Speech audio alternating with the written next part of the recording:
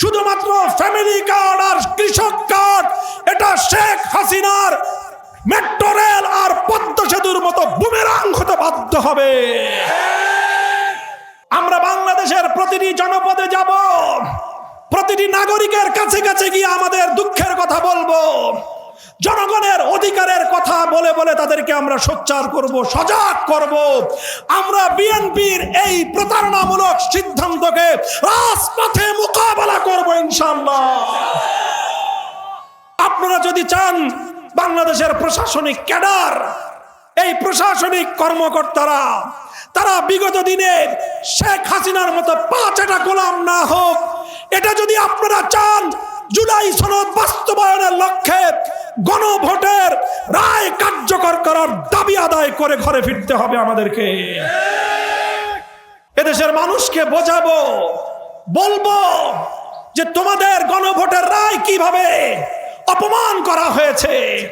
তাদেরকে বলবো তোমাদের 70% মানুষের গণভোটের রায়কে বৃদ্ধাঙ্গুলি প্রদর্শন করছে তোমাদের সরকার।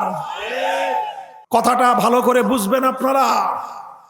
এই ঐক্যমত্য কমিশনে জুলাই সনদে ঐক্যমতের ভিত্তিতে যেই সকল সিদ্ধান্তগুলো হয়েছিল, বিশেষ করে ফ্যাসিবাদ দমন করার জন্য এবং সকল ক্ষমতা যেন এক প্রধানমন্ত্রীর হাতে কুক্ষিগত না থাকে, প্রধানমন্ত্রীর কিছু ক্ষমতা রাষ্ট্রপতির হাতে যাবে, প্রধানমন্ত্রীর কিছু ক্ষমতা প্রধান বিচারপতির কাছে যাবে, স্বাধীন একটি নিয়োগ কমিশন গঠন করে সেখানে যাবে। এইভাবে ক্ষমতার ভারসাম্য প্রতিষ্ঠার মধ্য দিয়ে প্রধানমন্ত্রী যেন দেশের নির্বাহী কার্যক্রমের দিকে মনোযোগী হতে পারেন, আর রাষ্ট্রের স্থায়ী যেই কাঠামো গঠন হয় সেটা যেন দলীয়করণ না হয়, রাষ্ট্রের পুলিশ যেন দলীয় বাহিনীতে পরিণত না হয়, পাবলিক সার্ভিসে যারা চাকরি করেন সেই প্রশাসনিক লোকেরা তারা যেন দলীয় ক্যাডার বাহিনীতে পরিণত না হয়। এটার জন্যই জুলাই সনদে গুরুত্বপূর্ণ ধারাগুলো সংযুক্ত করা হয়েছিল। আমি আজ বাংলাদেশের এই প্রাণ কেন্দ্র, এই পল্টন এলাকাবাসীর কাছে জিজ্ঞাসা করতে চাই, আপনারা কি বৈষম্যমূলক বাংলাদেশ দেখতে চান? আপনারা কি চান বাংলাদেশের মানুষ নিরপেক্ষ এবং স্বাধীন একটি নির্বাচন কমিশনের অধীনে তাদের ভোটাধিকার প্রয়োগ করুক? এটা কি আপনারা চান? আপনারা কি চান বাংলাদেশের বিচার ব্যবস্থা কোন দলীয় বাহিনীতে পরিণত না হোক? আপনারা যদি চান প্রধান বিচারপতি আগের মতো কোন দলের অন্ধ আনুগত্য না করুক, এটা কি চান? আপনারা যদি চান পুলিশ বাহিনী বিগত দিনের শেখ হাসিনার পুলিশ লীগে পরিণত না হোক, আপনারা যদি চান বাংলাদেশের প্রশাসনিক ক্যাডার, এই প্রশাসনিক কর্মকর্তারা তারা বিগত দিনের শেখ হাসিনার মতো পাঁচটা গোলাম না হোক, এটা যদি আপনারা চান, জুলাই সনদ বাস্তবায়নের লক্ষ্যে গণভোটের রায় কার্যকর করার দাবি আদায় করে ঘরে ফিরতে হবে আমাদেরকে। আমরা সরকারকে স্পষ্ট বার্তা দিতে চাই, অত্যন্ত নিয়মতান্ত্রিক উপায়ে আমাদের যৌক্তিক বক্তব্য নিয়ে আমরা বাংলাদেশের প্রতিটি জনপদে যাব ইনশাআল্লাহ। এদেশের মানুষকে বোঝাবো, বলবো যে তোমাদের গণভোটের রায় কিভাবে অপমান করা হয়েছে। তাদেরকে বলবো তোমাদের 70% মানুষের গণভোটের রায়কে বৃদ্ধাঙ্গুলি প্রদর্শন করছে তোমাদের সরকার।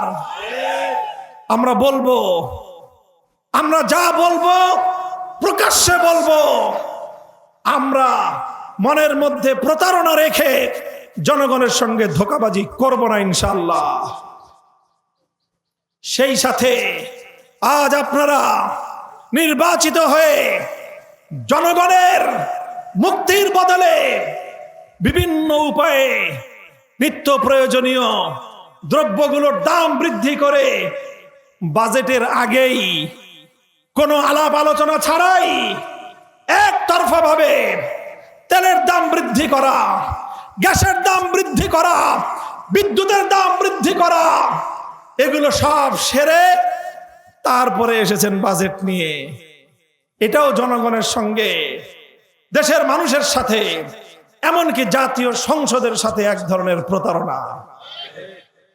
আমরা বিরোধী দলের জায়গা থেকে সরকারের কাছে স্পষ্ট আহ্বান জানাতে চাই, বিগত দিনের শেখ হাসিনা মার্কা উন্নয়নের গণতন্ত্রের সেই বুলি এদেশের মানুষকে আর নতুন করে শোনাবার চেষ্টা করবেন না।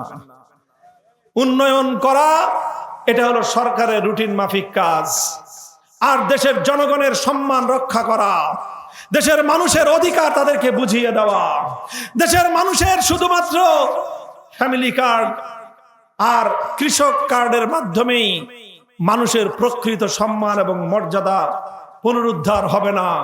সর্বপ্রথম বাংলাদেশের মানুষের কাছে তাদের ভোটাধিকারের হক, তাদের পাওনাটা তাদেরকে বুঝিয়ে দিতে হবে।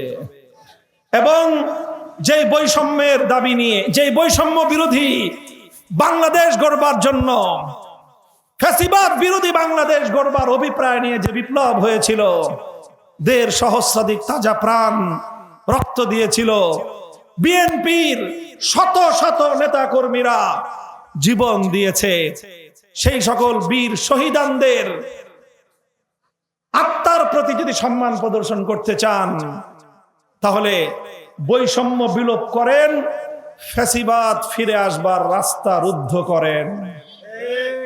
আজ আমরা বলছি এ কথাগুলো আপনাদের শুভাকাঙ্ক্ষী হিসেবে সমালোচনা করছি। আমাদের সমালোচনাগুলো সইবার মতো আপনাদের ধৈর্য ধারণ করতে হবে।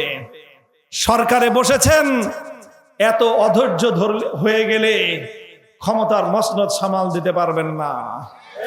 ক্ষমতার মসনদ সামাল দিতে হবে, বাংলাদেশের স্বাধীনতা রক্ষা করতে হবে, এদেশের মানুষকে তাদের উন্নয়নের অধিকার যেভাবে বুঝিয়ে দিতে হবে, এদেশের মানুষের কাছে তাদের সম্মান, মর্যাদা এবং আত্মমর্যাদার গৌরব তাদের কাছে ফিরিয়ে দিতে হবে।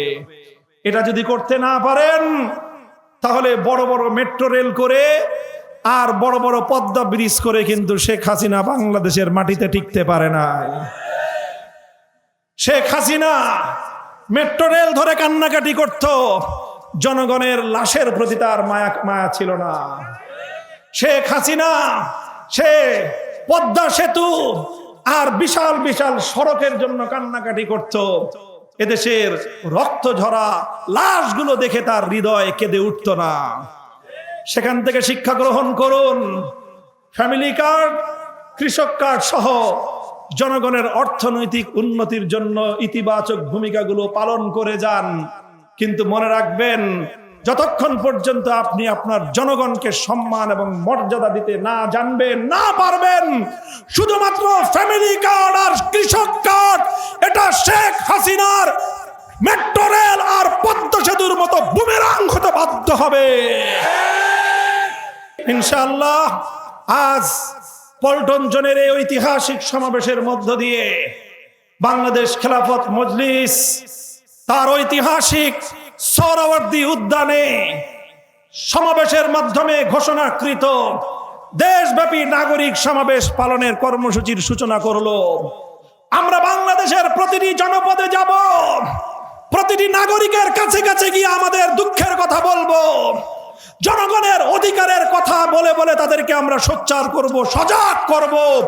আমরা বিএনপির এই প্রতারণামূলক সিদ্ধান্তকে রাজপথে মোকাবেলা করব ইনশাআল্লাহ।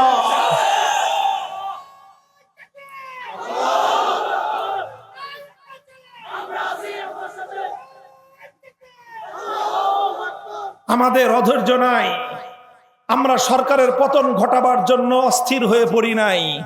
আমরা চাই সরকার 5 বছর টিকে থাকুক, তবে সরকারকে আমরা এমন জায়গায় আনতে চাই যেন সরকার বুঝতে পারে দেশের মানুষের ম্যান্ডেট বাস্তবায়ন করা ছাড়া সরকার টিকে থাকতে পারবে না।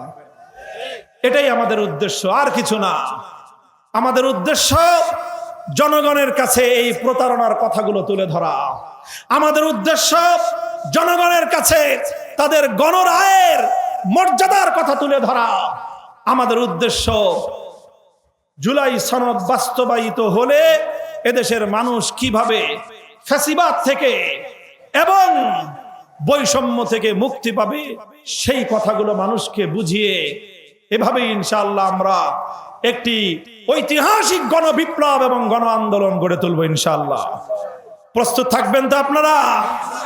আপনারা যার যার মতো করে নিজের ঘরে, পাড়া প্রতিবেশীদের কাছে, গোটা বাংলাদেশের মানুষের কাছে আওয়াজ পৌঁছে দিন। গণভোটের গণরায় কার্যকর করতে হবে ইনশাআল্লাহ।